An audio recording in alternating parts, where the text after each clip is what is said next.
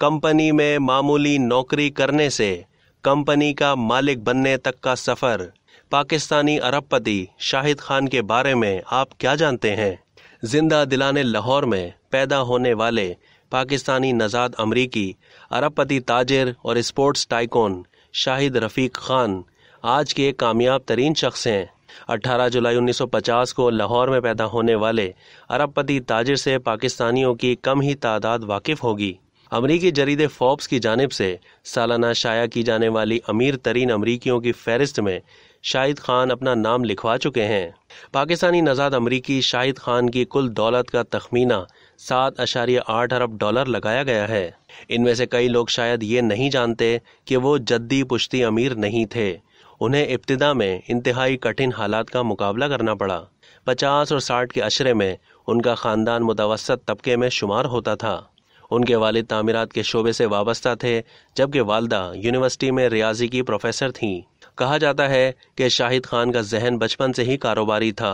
वो रेडियो बनाकर बेचा करते थे, साथ ही कुछ आमदनी अपनी किताबें दोस्तों को किराए पर देकर हासिल करते थे। 1967 में 16 साल की उम्र में वो आंखों में ख्वाब सजाए अमेरिका रवाना हो गए।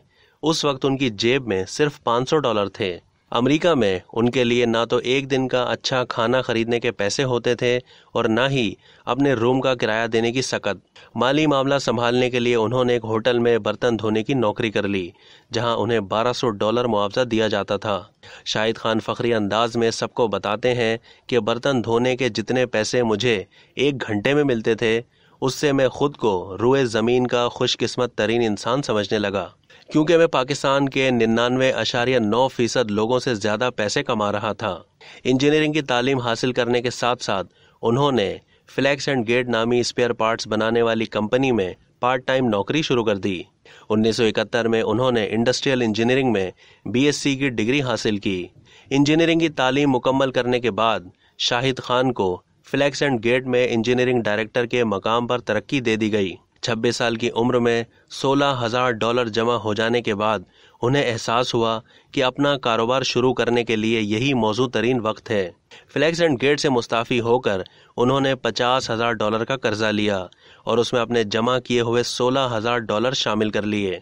1978 में शाहिद खान ने 1 पीस बम्पर बनाने वाली पहली कंपनी बम्पर वर्क्स की बुनियाद रखी। तरकीब अच्छी थी और खुशकिस्मती से ये तरकीब शाहिद खान के लिए काम भी कर गई। दिन बर दिन ज्यादा मुनाफा और खुशहाली उनका मुकद्दर बनती चली गई और सिर्फ 2 साल के बाद शाहिद खान ने वो कर दिखाया जो किसी के वहमो गुमान में भी नहीं था।